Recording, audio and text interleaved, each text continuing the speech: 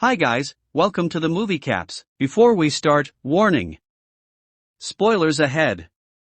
Inspired by the real 2014 armed conflict between Russia and Ukraine in the Donbass region, today, we're gonna tell you a very unique story about an ordinary teacher who suddenly becomes the most lethal sniper in the world just by utilizing his knowledge in physics. Mykola, a physics-centric countryside life with his pregnant wife, Nastya, in the Donbass region of Ukraine.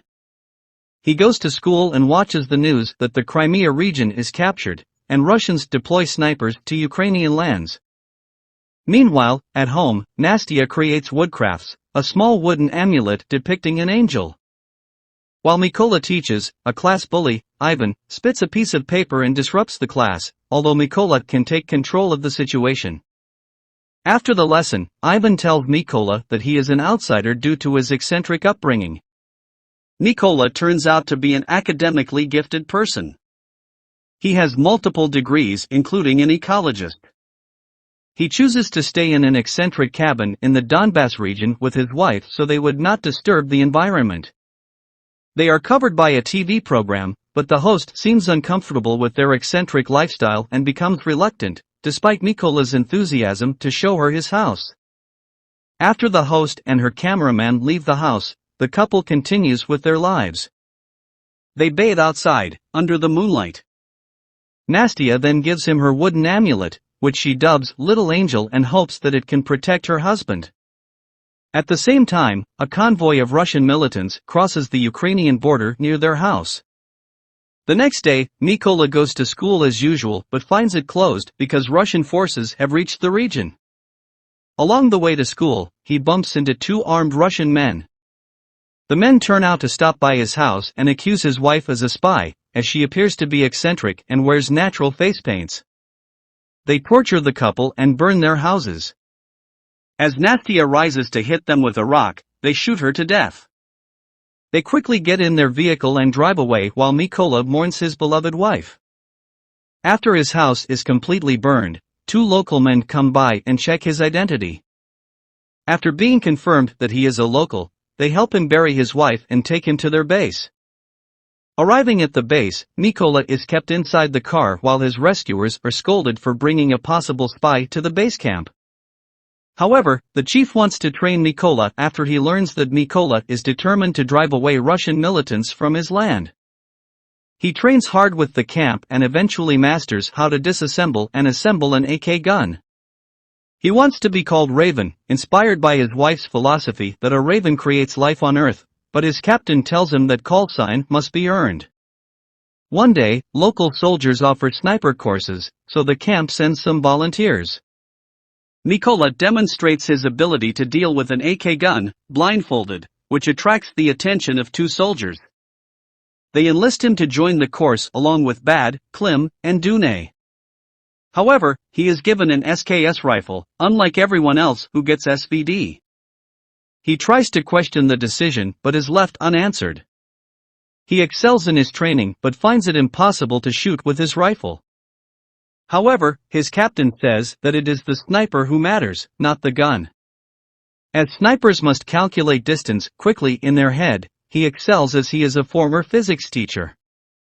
At the last exam, he waits patiently until the smoke fades and gets a clear vision, then fires his shot. He gets 3 points, the highest of his friends, and graduates with a first-class degree.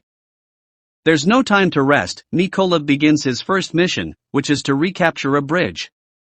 As they aim for their targets, two civilians approach the bridge and are harassed by the Russian forces. They silently execute the shot, bringing down several of the Russians, but one of them holds the civilian hostage. After an intense moment, the surviving Russian is also shot, and they reoccupy the bridge. After the mission, Mykola returns to the base end. He then makes a quick observation, eventually realizing that the base was previously a school building. He always reminisces about his little angel during his rest time at the base. Meanwhile, Dune and Klim are deployed to a mission in sand dunes. The mission is difficult as they are head-to-head with Russian snipers, which are also difficult to spot in the dunes. Klim is shot dead. His body is brought back to camp where his friends mourn for him. Ukrainian forces want to reoccupy a trench at the zero line for the next mission. They set grenades between the trees and wait until Russian soldiers cross the tree line, so they can fire the trigger from afar and decimate the Russians. Mykola realizes Ivan is among the Russian soldiers. The captain tells him that both he and Ivan made their choices. They then go to the Russians' shelter, finding Ivan's family photograph. It inspires them to talk about each of their families and personal life. Captain's children only know that their father is gone on a business trip. Meanwhile, Russian soldiers mobilize further deep into Ukrainian grounds. One of them is a renowned Russian sniper. They mobilize using a convoy of camouflaged vehicles. As Mykola and Captain take their position near the trench, they spot a camouflaged Russian car and two militants nearby. Mykola recognizes them as his wife's killers. Driven by rage, he repeatedly asks for permission to shoot, but the captain denies it.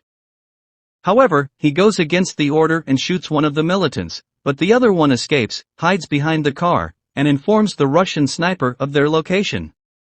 The captain is shot dead. Mykola carries his dead body, crawling to safety, and drives him back to the base. At the base, while mourning for his captain, Mykola is instructed to deal with the sniper responsible for his death. They will look into this sniper further. He then goes for another mission, single-handedly defeating two Russian snipers stationed in an abandoned warehouse, but he also gets shot in the arm by one of the snipers. While he bathes, his chief contacts him to inform him that the Russian sniper has fired on two Ukrainian scouts. He has to get ready for a meeting for more details on the location and mission objective. The meeting is held at his old sniper training camp. They receive information from intelligence that a Russian sniper codenamed Siri was responsible for Captain's murder along with other Ukrainian soldiers. He publishes murder videos, showing his victims to demoralize Ukrainians in this war. He is currently stationed with a group of observers near a chlorine plant. A missed shot by the Ukrainians would result in the explosion of pressurized chlorine, causing an environmental disaster. Their ambush has to be discreet, well-planned and carefully executed. The other snipers are tasked to neutralize the Russian observers and Siri's subordinates, clearing the way for Mykola to get into the factory and directly face Siri. They prepare for the mission and get ready at their positions. The Ukrainian snipers are stationed on high ground not far from the chlorine plant as they observe and acquire their targets. As they eliminate the Russian soldiers, Mykola makes his way inside the factory, then spots Siri's second-in-command stationed at the stairwell. As Siri calls for his soldiers and they do not respond as they are already dead, he becomes alerted and calls his second-in-command to meet with him upstairs. Mykola secretly follows him, placing a grenade at the stairwell, and hides somewhere at the chlorine plant.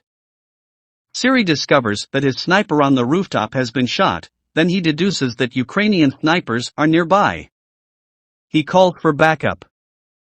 A backup team will retrieve him in 10 minutes, so he has to hold his ground first. He goes back inside the plant and assembles his rifle, then notices Mykola's amulet nearby. Suddenly, Mykola jumps from behind and stabs him with a knife until he dies from losing too much blood. As for his second-in-command, it is too late when he realizes there is a grenade at the stairwell, and it blows. The mission is successful. However, the Russian backup troops arrive, but the Ukrainian snipers get the high ground and can neutralize the Russians. Mykola helps by assassinating them from inside the chlorine plant. They all go home in one piece and are ready to take on more missions. Sometime later, Mykola visits his old, now abandoned house, and visits his wife's grave.